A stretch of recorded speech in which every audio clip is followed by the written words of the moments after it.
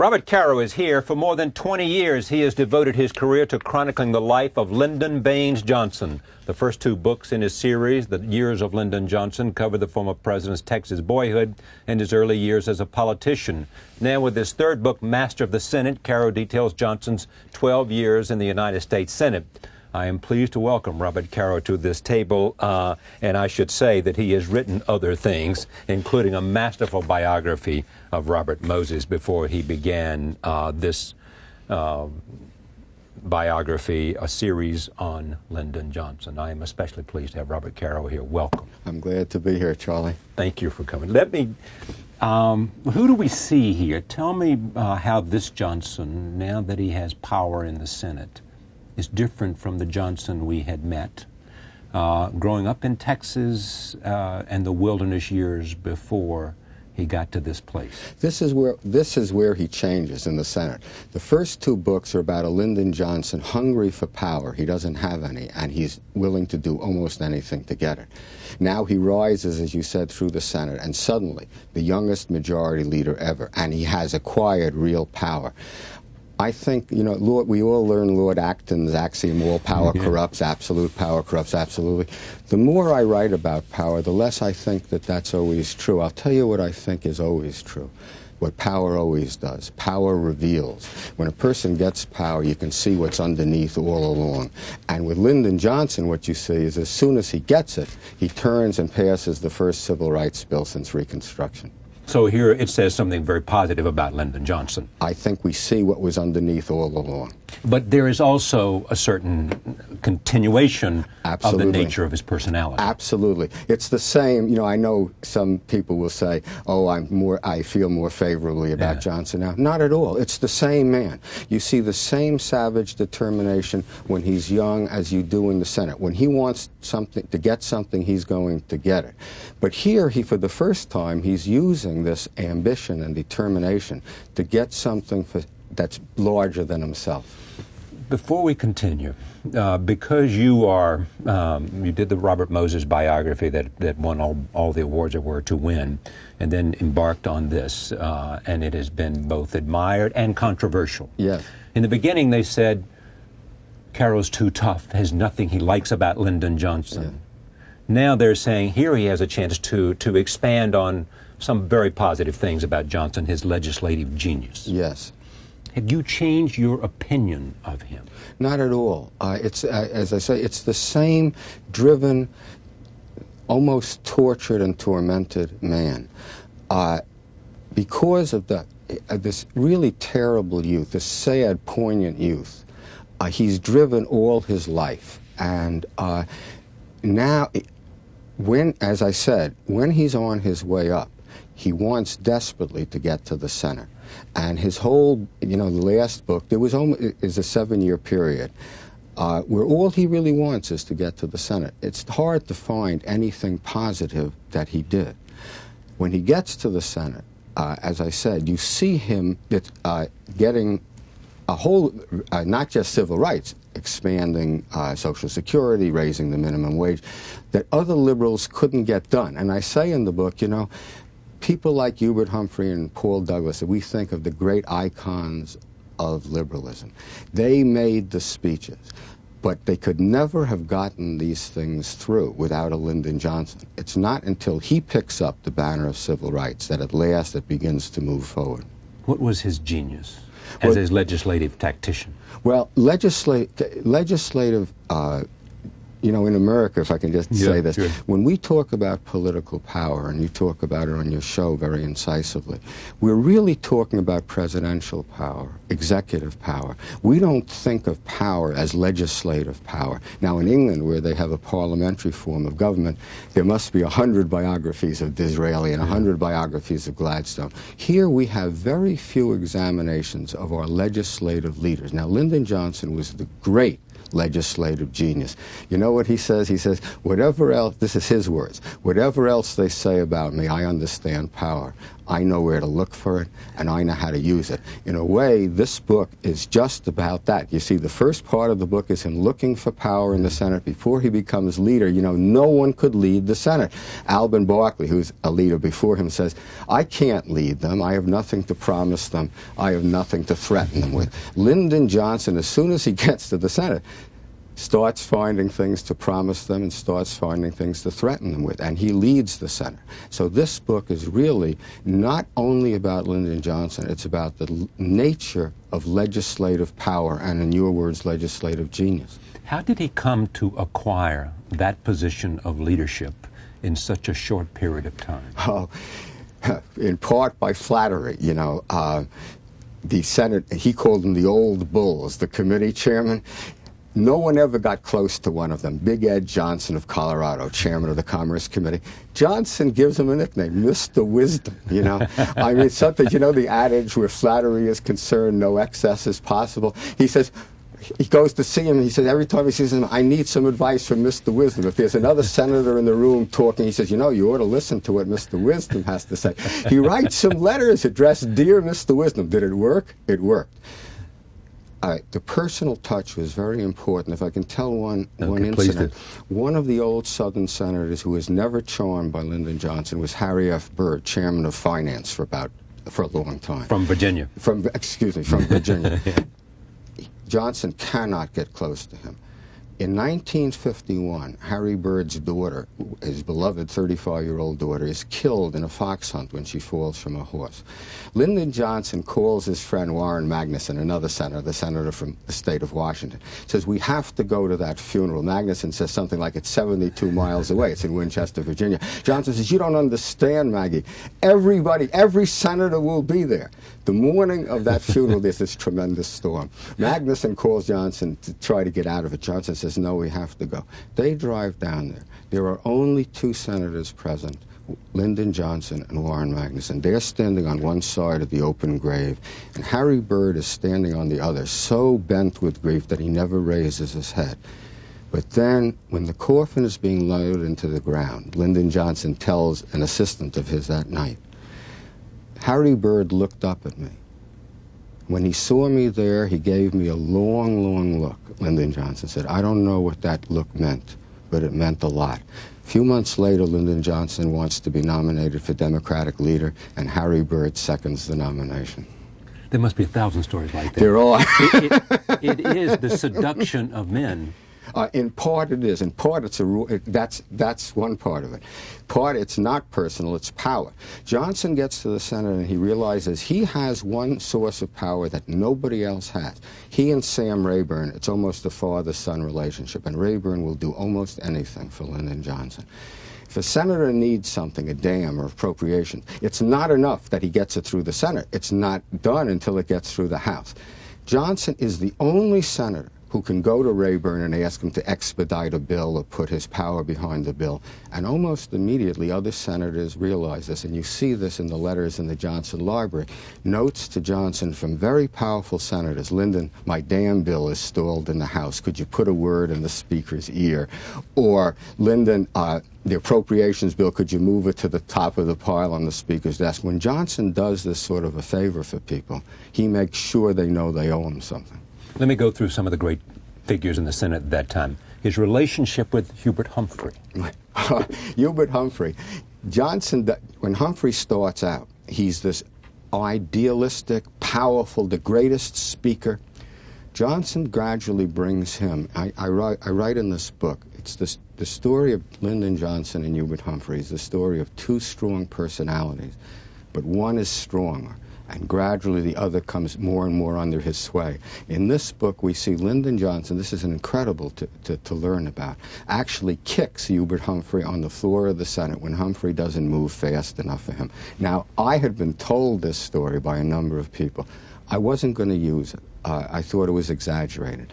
Then when I'm reading the columns from the years 1957, I come across a contemporaneous that day column from an old columnist named Robert S. Allen. He says, I thought Humphrey was exaggerating. Then he pulled up his trouser leg, and there was a scar. And then he pulled up the other leg, and there was another scar. Scars where Lyndon Johnson had kicked him when he said, get going now, and I didn't move fast.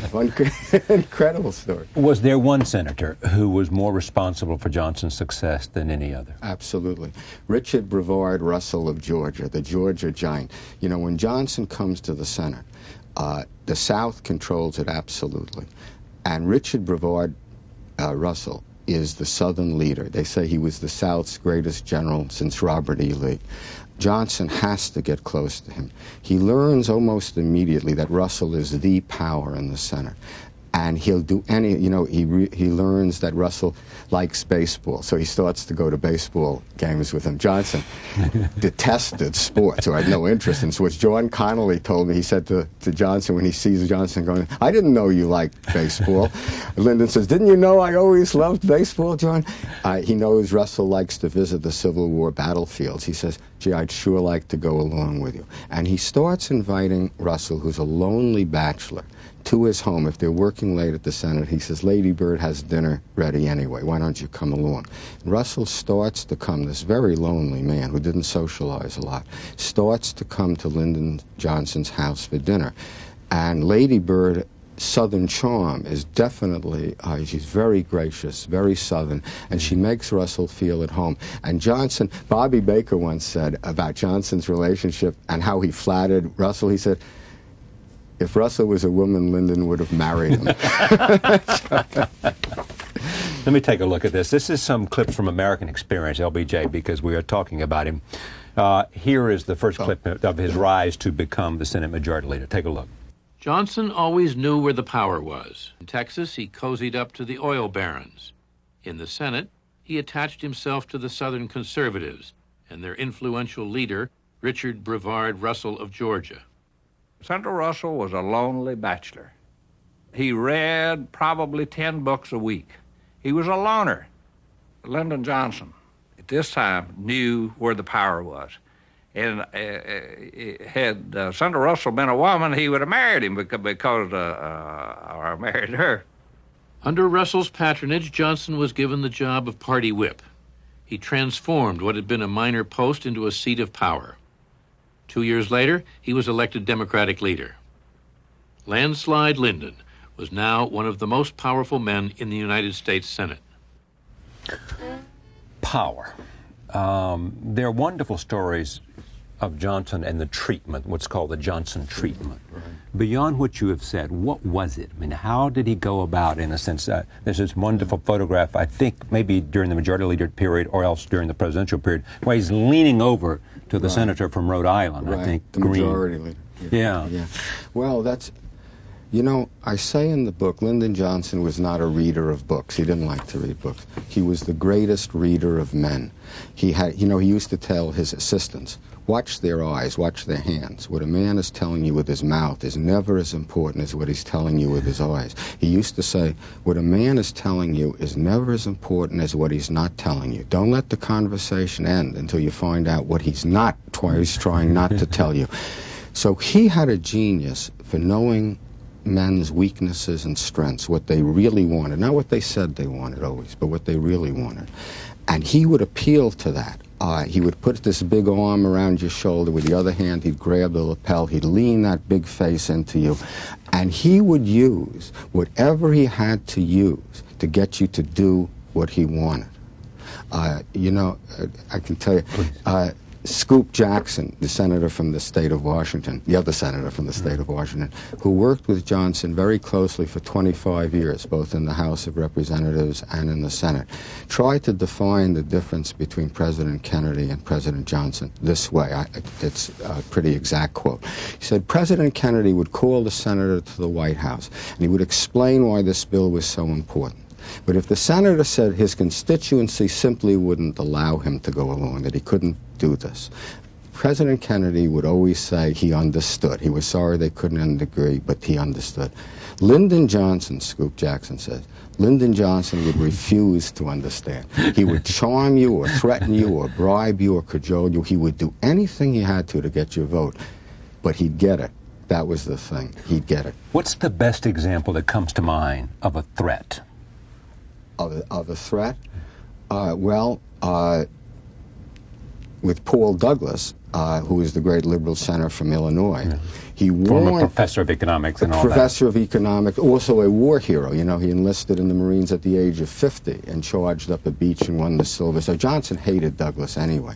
The way he hated him because Douglas was the opposite of him. Lyndon Johnson said it's not the job of a politician to say principled things. Paul Douglas said the principle is the important thing. Lyndon Johnson wore the Silver Star and didn't deserve it. Paul Douglas had earned the Silver Star. Johnson warns Douglas not to keep pressing for a civil rights bill in 1956. Douglas knows he's going to lose, but he's determined to have a vote on this. But he doesn't know what's going to happen to him. Johnson has warned him not to do this. So Douglas makes this motion. Johnson has all the power. He has lined everybody up on his side. Douglas makes the motion, and the guy in the chair starts to say, all the ayes, all the noes, you know, a meaningless voice vote. Johnson stands up at his majority leader desk and demands a voice vote. So Douglas has to sit there. The vote is 76-6 against him. Even his own friends, most of them won't vote for him. He has to sit there while 76 people refuse to support him. He walks out of this office, and his aide, Howard Schuman, comes running up to him. Douglas is almost crying. He goes over to the elevator. He says, press the button 3 times. Let's pretend we're senators. That's how a senator ran for him. Then Douglas writes in his memoir, I went up to my office, I shut the door behind me, and I did cry. That's what Lyndon Johnson could do to a man who didn't listen to him. Make him cry. Yes, make a strong man cry. What was the relationship between Lyndon Johnson and John Connally?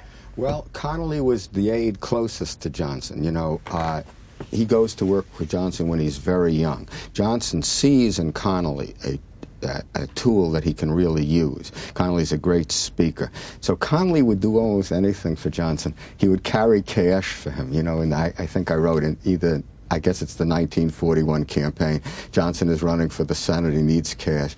John Connally flies to Houston and gets $50,000 in a brown paper and brings it back in a brown paper bag. He's met at the Austin airport coming back by his friend Charlie Herring, a young attorney. They go to an all-night diner, right, to have something to eat. And they leave Connally leaves the $50,000 in the booth. And it's really funny to ask the two of them how fast they drove back when they realized it was gone. But Connally was a great asset, yeah. When Johnson wants to be nominated for president in 1956, Connally gives the nominating speech, and it's a great speech. Connally was a master politician. It was really quite sad because Connally once said to me, you know, I always thought I was going to be a great figure in history. This is not a direct quote, but it's the idea.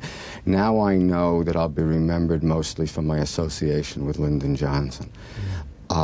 That is sad, actually. Yes, and you know, when I would talk to him, there was never a question that I asked him that he would not answer. He said to me, if you interview me, of course I was happy to interview him, I will answer every question, no matter how delicate the subject was.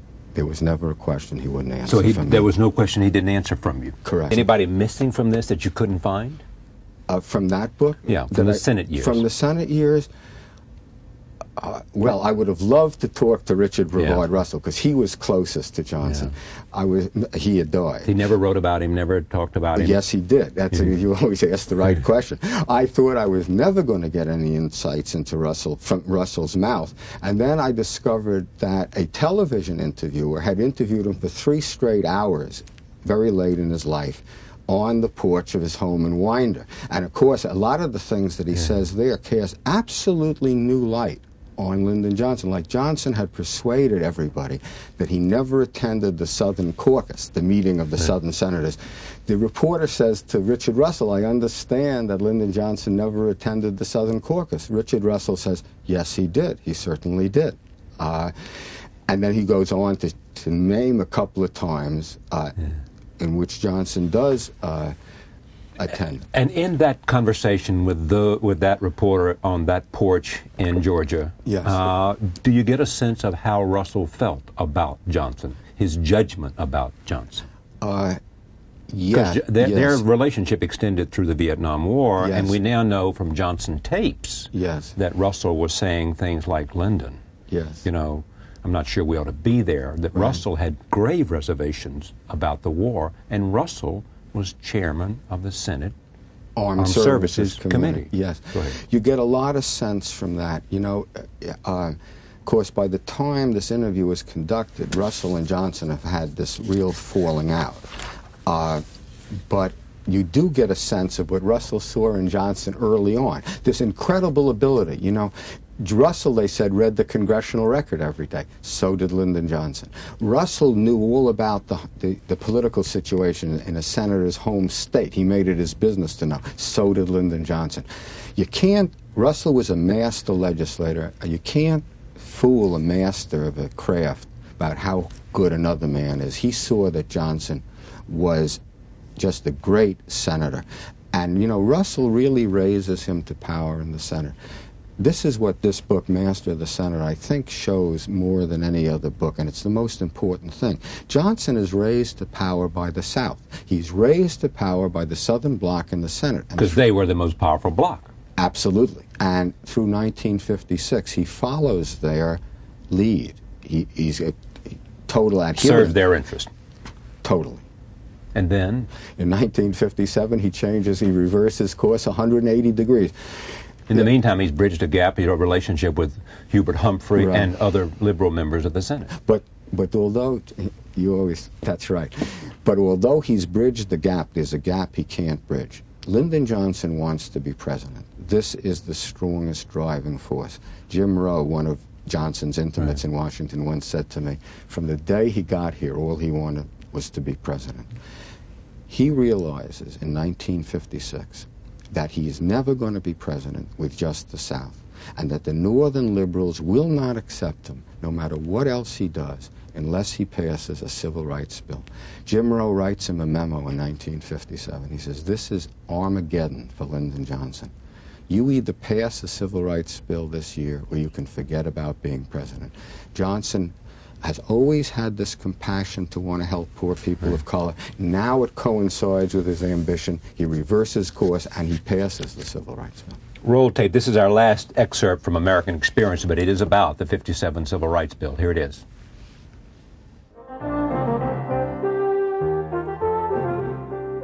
By the middle of the summer, the Johnson treatment was having its effect. Senator, there's some talk of a compromise. Do you see any area for a compromise?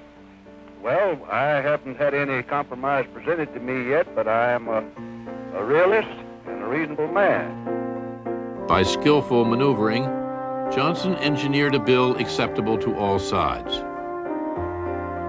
Compromise has been negotiated. I'm pleased that the bill will pass. It is a great step forward in a very important and delicate field. On August 7th, the Senate passed the Civil Rights Act of 1957. But Johnson had traded away the muscle in the law. In theory, the law protected the voting rights of blacks. In fact, it gave the federal government no real power of enforcement. You were saying about that picture? Yeah, yes. That picture is an example of his genius that's incredible. You know who's in that picture? On Russell from the South and Frank Church from the Northwest. There's a point where the South is not going to let the bill go forward. It's not even on the final vote. They're going to filibuster the motion to bring it to the floor, and they're going to win. The South won't let it go forward unless they know that if the final bill is unacceptable to them, they will have some support. Frank Church is the leader of the Northwesterners on Hell's Canyon. Hell's Canyon is this gorge between Idaho and Oregon. The Northwesterners who want public power want a federal dam there. The South has always opposed the federal dam there because they don't like expansion of federal power, and they say private companies would do it anyway. This is what genius is. Johnson has to find the Southerners a block of votes, not one or two. That's not going to help here. He needs a block. There are 12 Democratic senators from the Northwest. He lets the South know that they should give enough support to Hell's Canyon so that the Northwesterners will, if it's compatible with their principles and interests, support a bill on civil rights that the South can live with. They have a Hell's Canyon vote, and the signal is given. 5 Southerners vote for Hell's Canyon, and for the first time it's approved. And the civil rights bill moves forward. I mean, that is genius. I mean, no one else. You're talking about a man, Lyndon Johnson, who could see an entire country as one unit. Here's the South, there's the Northwest. Only he sees the link between the two things, and that's an example of legislative genius. This is a masterful biography. Master of the Senate is the story of Lyndon Johnson at the height of his power. Whatever else you say about him, he is probably, in the judgment of most people who knew the Senate and knew Washington politics, one of the most interesting figures to come along for a long time, and probably deserving of the 4 books that Bob Caro has dedicated to the task. Thank you. Thank you, Charlie. We'll be right back. We'll meet the great Gambon. Michael Gambon plays Lyndon Johnson, and you'll see excerpts from that performance in Path to War. Stay with us.